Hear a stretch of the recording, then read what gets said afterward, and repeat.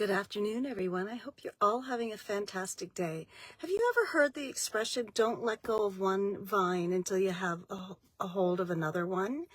I recently said that to my youngest in regards to their job, right? They were stressing about their job. They were really unhappy and they were talking like, oh, I'm going to quit. I'm just going to quit. It's too much stress. And I was like, well, have you applied for other jobs elsewhere? No, I'm just going to quit. And I was like, no, don't do that.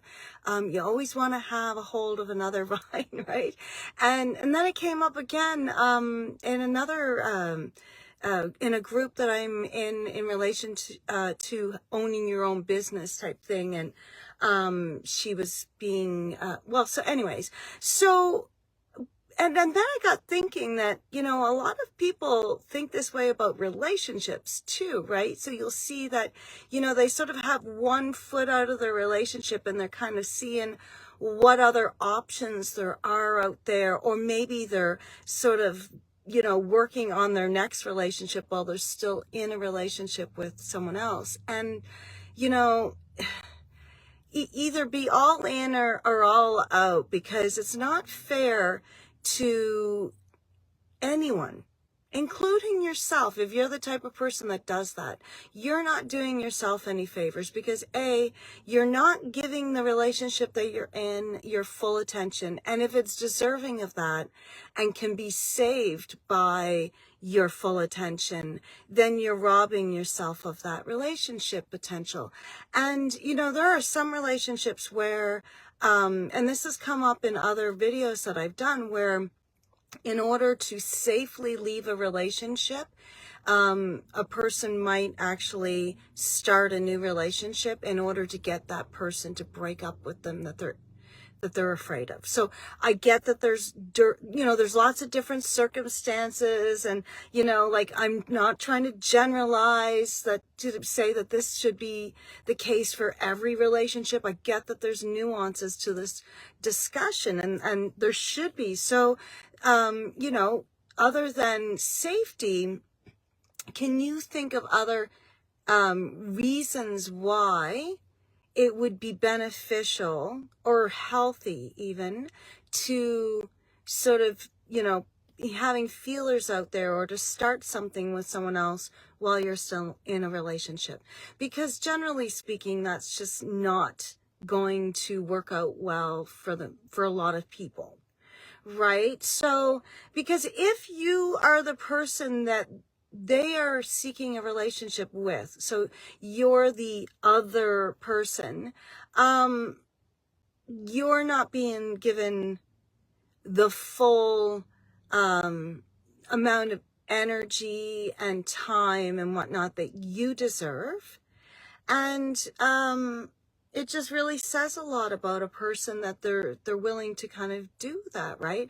So I do feel like taking breaks and creating enough space is important in relationships. So, if that's what's needed, then do that.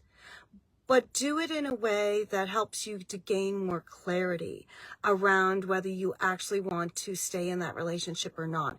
If you add another person into the mix, that's going to make it even more muddied and confusing, right? It's not going to allow you to really, really look at the situation that you're in with, the right openness and, curiosity that you would otherwise if you're engaging in another relationship. So I'm curious what you think, though. Let me know. And I do know that, there are people in, consensual non-monogamous relationships and open relationships and all of that stuff that, can play into this as well. So maybe you're in a relationship and you've decided to open it up. And in that case, it would be a healthy thing maybe for you to go and explore, right? So there are ways. I do understand that there are lots of different, situations where that could work. But I'm just talking about generally speaking, right? What typically happens is that, there's a lot of fear that comes up when you're thinking about ending a relationship, even if it makes the most amount of sense emotionally, logically. Like it just, you maybe both of you have gotten to that place where you're realizing that it's over, but the thought of leaving and the fear of being alone might have you sort of looking for that next relationship before you're fully out of the one that you're in. And I just caution you against that, because I really do feel like you need some time. And it's not a matter of like how much time chronologically, or like, it's not about like how many weeks, months, whatever. It's about the space and the space to do that introspection and to find out what you really want, and to get clear and to get clarity, right? Before you jump into that next relationship, to give yourself time to figure out, what have I learned about myself during all of this? What have I learned about what I want and what I need and what I'm looking for in another person to share my time with? What are my hard no's? What are, you know what I mean? Like, so, and then just beyond that, just to get to know yourself. So, sometimes you need to let go of one branch or vine, and then you need to just be okay with yourself. And I don't mean just be by yourself, because I think, part of healing comes from, being in our community and being with people that, can help us and nourish us and take care of us. But just being okay with yourself, as far as not needing a romantic relationship right away or going from one to the other. See how that goes.